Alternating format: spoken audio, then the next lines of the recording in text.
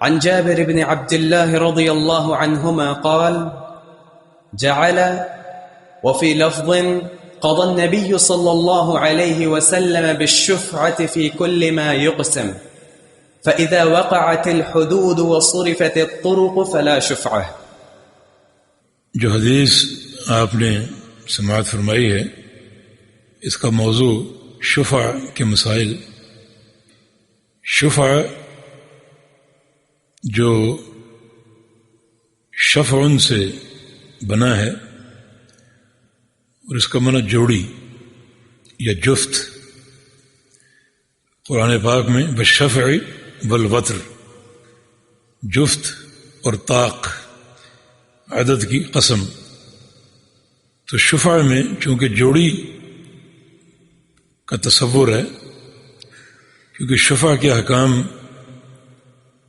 اس وقت تک نافذ نہیں ہو سکتے جب تک کم از کم 2 آدمی اس میں شامل نہ ہوں. شفع کا جو ضد یا قسیم ہے وہ فرد ہے. تو فرد واحد پر شفع کے احکام منطبق نہیں ہو سکتے جب تک کم از کم 2 انسان یا 2 افراد نہ ہوں. اور اس کی شکل یہ ہے کہ 2 لوگوں کی شراکت ہے کسی جائیداد میں، کسی پراپرٹی میں. کوئی پلاٹ ہے یا کوئی باغ ہے یا کوئی گھر ہے جس میں 2 افراد شریک ہیں.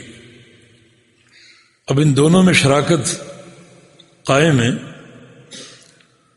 اور شرکاء میں بعض اوقات اختلاف بھی رونما ہو جاتا ہے. بہرکیف اس اختلاف کا شفع سے کوئی تعلق نہیں ہے. اب ان دونوں میں سے ایک شخص اپنا حصہ بیچنا چاہتے تو اسے یہ اختیار ہے یا نہیں؟ بالکل ہے، لیکن حق شفع یہ ہے کہ وہ حصہ پہلے اپنے شریک کو پیش کرے کہ میں یہ بیچنا چاہ رہا ہوں اور سب سے پہلے آپ پر پیش کرتا ہوں، اگر آپ خریدنا چاہیں تو خرید لیں. بلکہ شریک پر پیش کرنا ضروری ہے. شریعت نے یہ حکم واجب قرار دے کر آپس کی محبت، آپس کے تعلق کو اور پختہ کیا ہے، کیونکہ اگر وہ کسی اور کو بیچے گا تو اور آنے والا کیسا ہو، اس کی شراکت داری کیسی ہو، اس کے لیے قابل قبول ہو یا نہ ہو. اور ہو سکتا ہے کہ جو اس کا شریک ہے وہ خود اس میں راغب ہو اور خود وہ چاہتا ہو کہ میں یہ پورے اس جائیداد یا پراپرٹی کو اپنی ملکیت میں لے لوں. تو شریعت نے شریک پر یہ ذمہ داری عائد کی ہے کہ اپنا حصہ بیچنے والا پہلے اپنے شریک سے بات کرے گا. یہ اس وقت ہے جب حصہ مبہم ہو.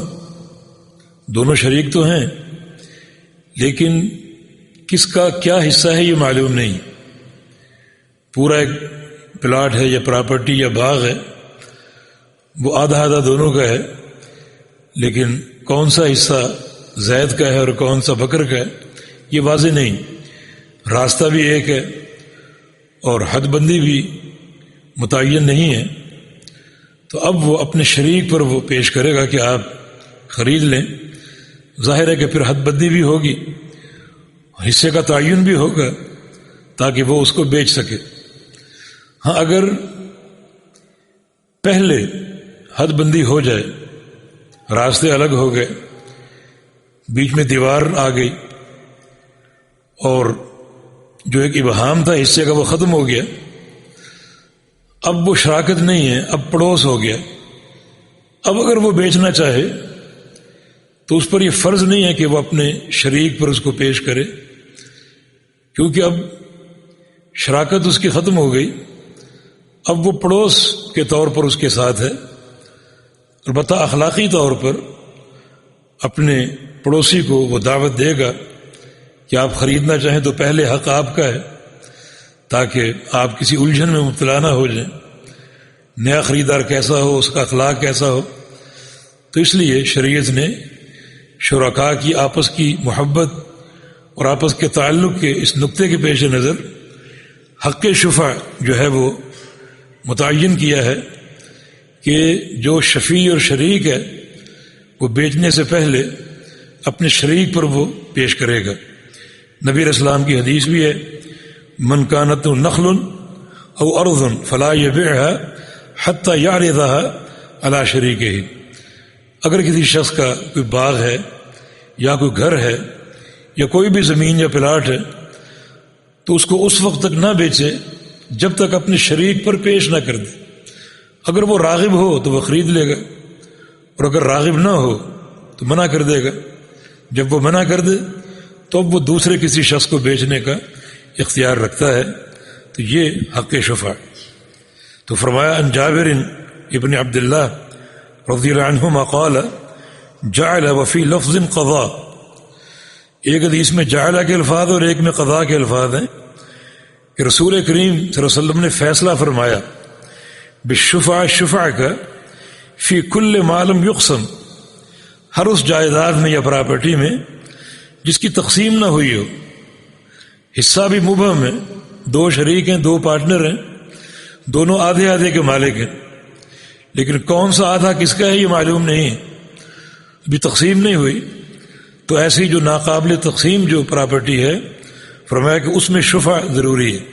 آپ بیچنا چاہیں تو پہلے اپنے شریک پر پیش کریں، وہ خرید لے تو ٹھیک ہے، اگر وہ نہ خریدے پھر آپ کسی اور کو فروخت کر سکتے ہیں۔